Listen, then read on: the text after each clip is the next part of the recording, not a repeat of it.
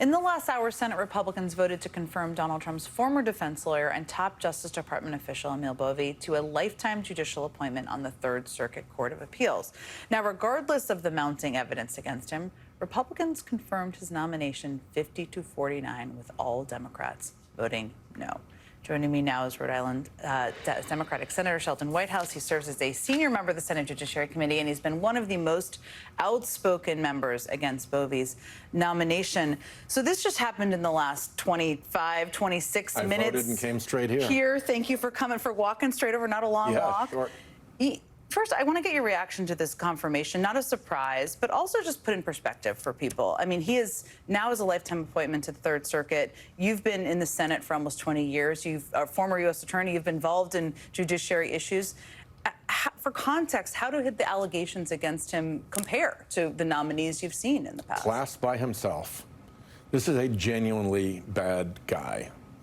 He was in the Department of Justice for all of 6 months and managed to rack up 3 separate significant episodes of prosecutorial misconduct. I mean, most prosecutors go a lifetime without doing that.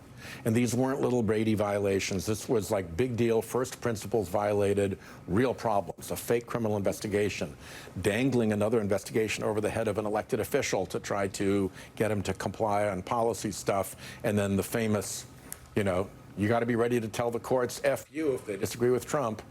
So all of that, and then, aside from those 3 prosecutorial misconduct episodes, he wouldn't say a word about what he did with the Epstein Files during all those months when he was their prime You think he did something with them? He wouldn't answer questions. The Republicans didn't make him answer questions. That's part of our problem. The Republicans are giving this guy a free pass. No question about it. And we haven't talked about the Epstein Files as it relates to Bove, but that is an interesting point you just brought up. Let me ask you, you and Senator Durbin sent a letter to the current Deputy Attorney General, Todd Blanch, asking him for more information. I mean, the fact that he went on this trip last week and spent 2 days we don't know anything about, meeting with a convicted sexual predator, is very bizarre and very weird, as you've called it. What are you asking for? I assume you haven't heard back, but what are you asking for? What do you want to know? We're asking for whatever records were kept of that meeting. It would be extremely unusual for a senior Department of Justice official to go and meet with the subject of an investigation or inquiry and their lawyer and have no note taker present, no stenographer present, no recording made of the meeting. But that may have happened. If there were some record of the meeting, we want to know what was said. Here's a really obvious question that she should have been asked. You put the birthday book together for Jeffrey Epstein. The president just said that the page he put in it either didn't exist or was a fake. Well, tell us about that page, because you assembled the book. We have the letter you wrote to Jeffrey Epstein saying, here's the book I assembled. So, things like, did that question get asked? Because whether the question was asked or not asked, each is very telling.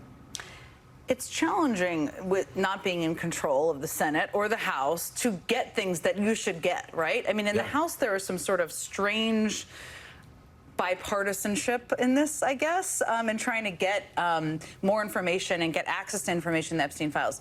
Is there any potential for that in the Senate? Do you see that potential? I don't see it yet. But, this isn't going away. Yeah. And to the extent that the House decides to bring Ms. Maxwell to testify, if she gets immunity and all of that, then they can ask her these questions. But at some point, when the Deputy Attorney General of the United States goes down to meet with an individual, some record of that has to exist somewhere. And ultimately, we will find out. But in the meantime, they're doing their very best to cover all this up and make it all go away. What you can't make go away is that the Deputy Attorney General of the United States has no proper regular business going multiple states away to meet with a witness. Which is so important to remind people, because it's not normal course of business. Normal. You, again, as I've just stated, have been around this for a long time. I mean, there's so many conspiracy theories out there. We don't know what they talked about. We don't know what's happening here. But she has asked for a pardon. Her lawyer asked today for a pardon. Trump has not rolled out a pardon. What do you think is going on here as you think about it? If you remember The Godfather, I do. There was a moment when Tom Hogan goes to visit Frank Pentangelo in the prison to get him to not discuss the Godfather's dealings in front of the Senate Rackets Committee. And that's the image that keeps coming to mind when I see this guy with no legitimate or regular official business with this woman going down to do this long 2-day interview out of all regular, ordinary government Department of Justice procedure and violating a very basic principle. When I was the U.S. Attorney, I would not go to a witness interview because now I'm a witness to the witness interview.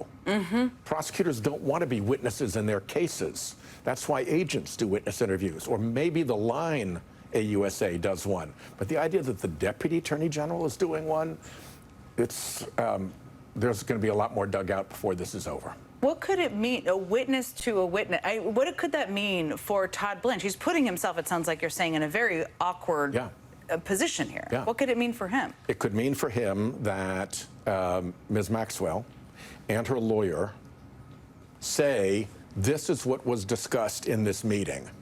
This is what was promised to us in this meeting by the Deputy Attorney General.